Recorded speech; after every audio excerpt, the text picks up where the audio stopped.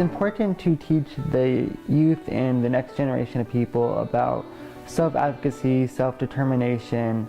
It helps them as a person. It will help them be more independent, live the life that they want to live. And then it also helps with social change and getting more people active in talking about disability rights and what it means for people with developmental disabilities to live in our country.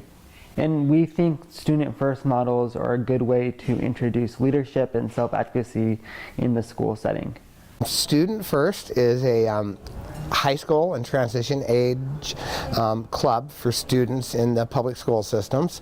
A majority of them are ASB recognized, and so it is their own club within the school.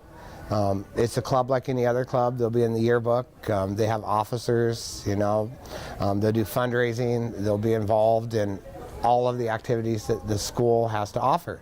It's a huge thing for students that's been isolated most of their school career, and so it's huge. I mean, to all of a sudden have an opportunity to be part of the overall community is exciting and scary.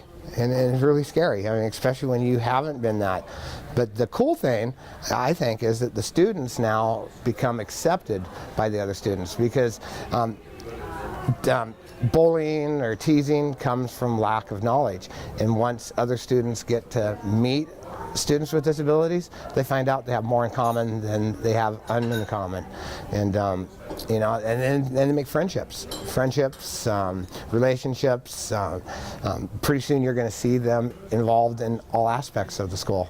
Just seeing them rise from being shy to talking in front of the classroom, and just seeing them blossom, and it's amazing how they change. Students First, we're preparing these students for a different world. When they get out of high school and graduate, do they want jobs? What do they want to do? They want to move out? Do they want to be independent? Living on their own.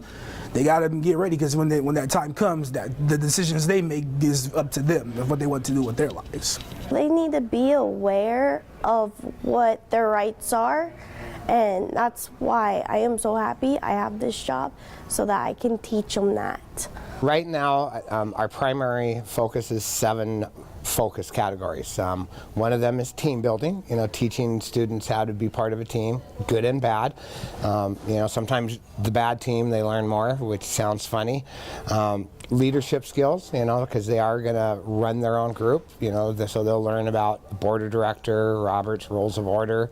They'll learn about how the meeting works, and they will literally be able to go to Microsoft, sit in a meeting, and be able to feel comfortable and participate just like anyone else would. And that's a skill not every student has, but our students with disabilities all have that skill.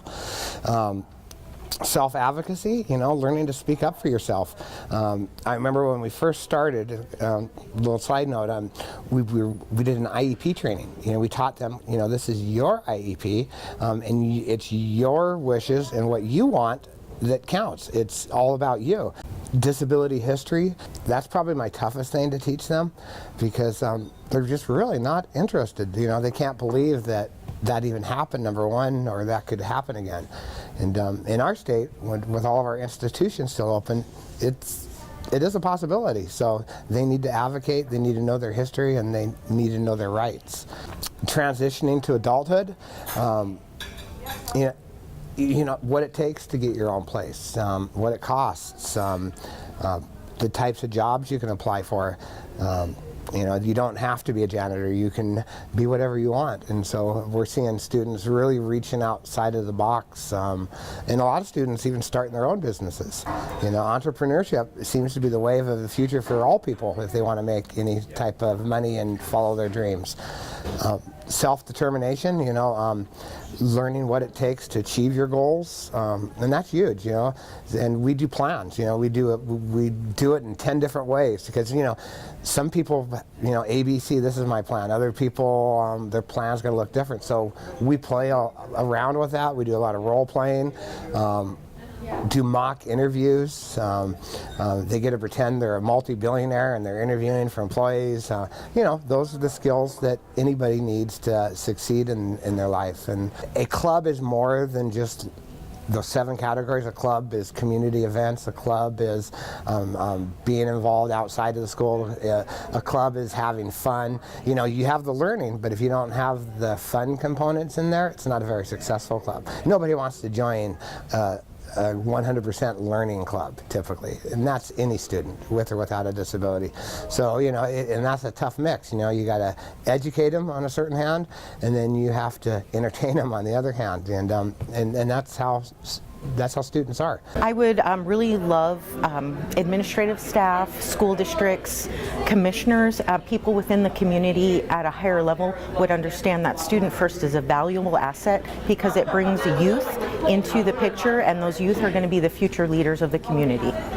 Well, is to, you know, help teach the next generation and teach them how to harness their inner self to be the leaders of tomorrow. If you would like more information about Student First and starting a club, contact Donna Larry at pfow@clarkston.com.